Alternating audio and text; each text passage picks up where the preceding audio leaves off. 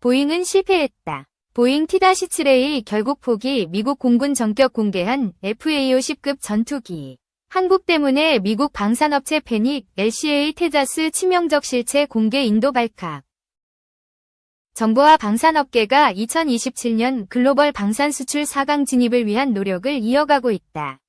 첨단 기술이 집약되는 공중 무기체계 포트폴리오도 확대한다.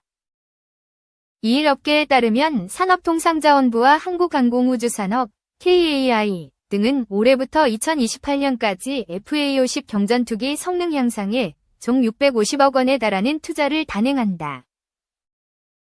여기에는 단자형 모델 개발 보조연료 시스템 추가 작전 반경 최대 30% 향상 지상 충돌 방지, AGCAS, 국산화 등의 프로젝트가 포함된다. 단자형 모델은 복자형보다 많은 연료를 실을 수 있어 공대공 공대지 작전 반경을 늘리기 용이하다.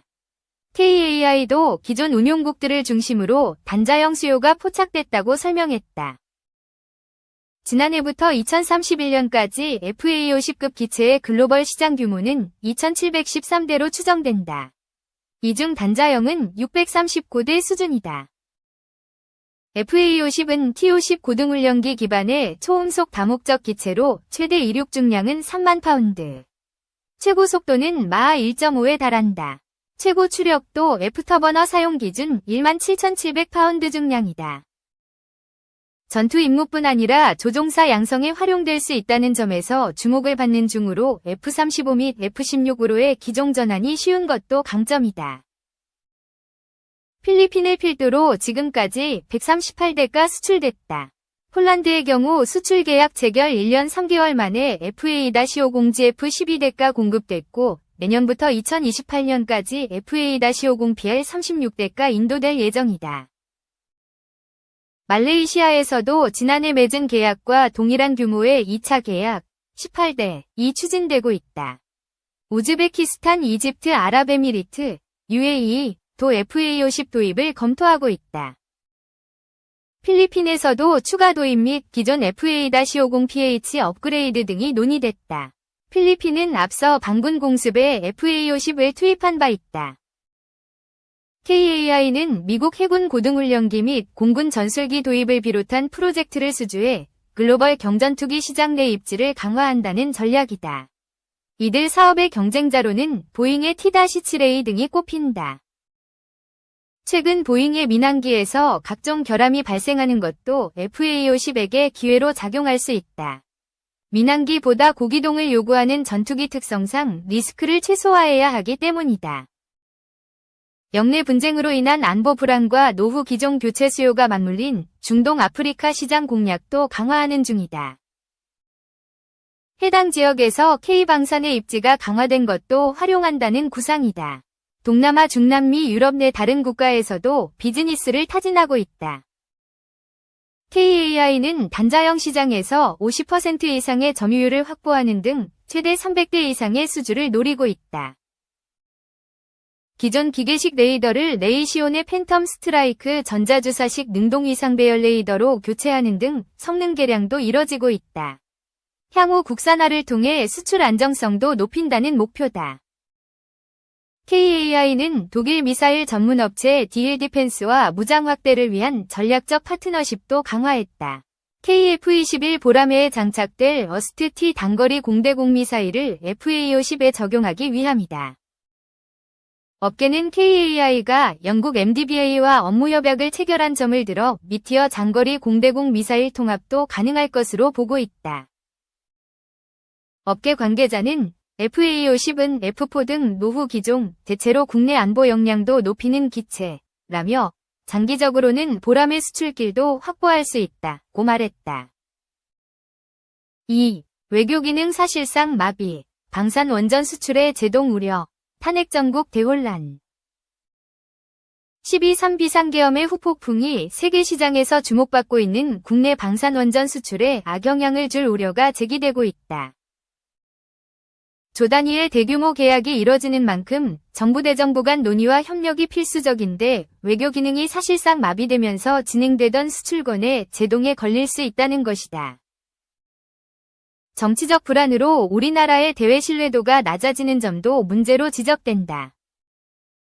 9일 방산업계에 따르면 연내 타결이 예상됐던 폴란드 정부와의 K2 전차 2차 수출 계약건이 올해를 넘길 것으로 전망된다.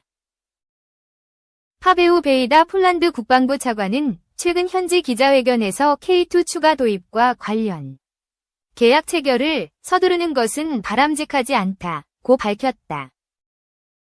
우리는 2022년 폴란드와 K2 1000대를 수출하는 기본 계약을 체결한 뒤 이중 180대를 먼저 공급하는 1차 이행 계약을 맺었다. 현재는 나머지 820대 중 일부 추가 물량에 대한 구매 협상을 진행하고 있다.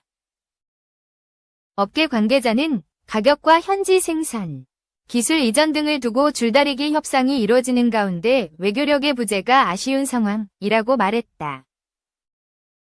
앞서 방한한 사디르 자파로프 키르기스스탄 대통령은 4일 한국항공우주 산업을 방문하려 했지만 전날 밤 비상계엄 사태로 일정을 취소하고 조기 귀국했다.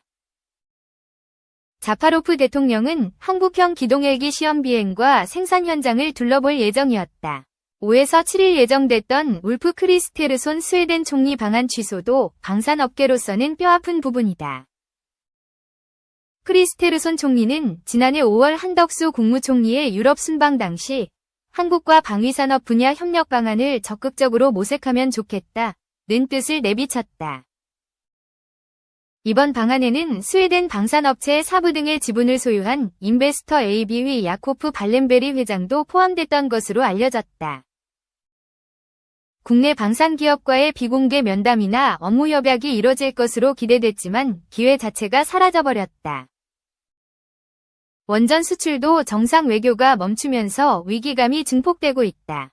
7월 한국수력원자력을 중심으로 한 팀 코리아는 24조 원 규모의 체코 두코바니 신규 원전 2기 건설 사업의 우선 협상 대상자로 선정됐다. 한수원은 내년 3월 체코전력공사와 최종 수주 계약 체결을 목표로 실무 협상을 진행하고 있다. 하지만 국정 혼란으로 인해 원전 생태계 복원 및 수출 계획이 동력을 잃을 수 있다는 목소리가 나온다.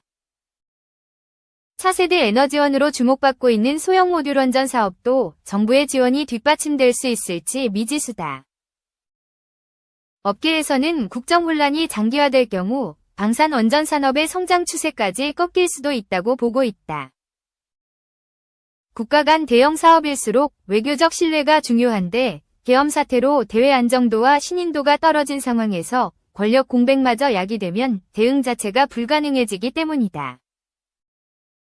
방위사업의 경우 최신형 잠수함 3에서 4척을 획득하는 3조 원 규모의 폴란드 오르카 프로젝트를 시작으로 잠수함 12척, 60조 원 규모의 캐나다 잠수함 사업, 미국 자주포 현대화 사업 등을 위한 수주전이 펼쳐지고 있다. 원전은 아랍에미리트, 사우디아라비아, 영국 등 국가의 신규 건설이 예상된다. 각국의 치열한 외교전 속에서 한국은 자칫 자리를 잃을 수 있는 상황이다. 업계 관계자는 국가 정상 간 소통을 중시 여기는 중동 지역의 사업에 특히 권력 공백의 영향이 클 것이라고 했다. 3. 외교부, 한미일 긴밀 공조, 중과도 소통, 미, 배 감시 강화. 이번 사태로 안보 우려가 커지는 가운데 한미일 3국이 북핵 고위급 협의를 갖고 공조 방안을 논의했습니다. 미국은 북한의 도발 움직임은 포착되지 않았지만 감시를 더 강화하고 있다고 강조했습니다. 우리 정부는 미국뿐 아니라 중국 등 주요국들과도 소통하며 외교 공백이 없게 하겠다고 밝혔습니다. 신은서 기자입니다. 한미일 3국이 일본 도쿄에서 만나 북핵 고위급 협의를 갖고 북한 핵위협에 대한 공조 방안을 논의했습니다. 조태열 외교부 장관은 블링컨 미 국무장관과 통화하고 골드버그 주한미국 대사와도 직접 만났다고 전했습니다. 이어 오늘 김흥균 1차 관이 미즈시마 주한 일본 대사를, 정병원 차관보는 팡쿤 중국 대사 대리를 면담하고 현 상황을 설명했습니다. 일본을 방문 중인 오스틴 국방장관도 동맹 협력을 강조했습니다. 한미일 관계가 정부 출범부터 최우선 순위였다는 게 미국 국방부 설명입니다. 한국은 국내 정치적 도전을 헤쳐나갈 것이라고 확신합니다. 한미 관계는 철통같이 굳건하며 우리는 한반도 방어에 여전히 집중하고 있습니다. 미 국방부는 계엄이 한미 안보 협력에 미치는 영향은 없고 강력한 한미 연합 태세는 어떤 위협에도 대응할 준비가 돼 있다고 강조했습니다. 퍼파로 인도태평양 사령관은 북한의 도발 조짐은 없지만 감시태세를 강화했다고 밝혔습니다. 한국은 정치적인 불확실성이 다소 있지만 안보 측면에선 안정적이라고 확신합니다. 또 북한이 먼저 러시아에 파병을 제안했고 대가로 탄도미사일과 잠수함 관련 기술을 원한다고 지적했습니다.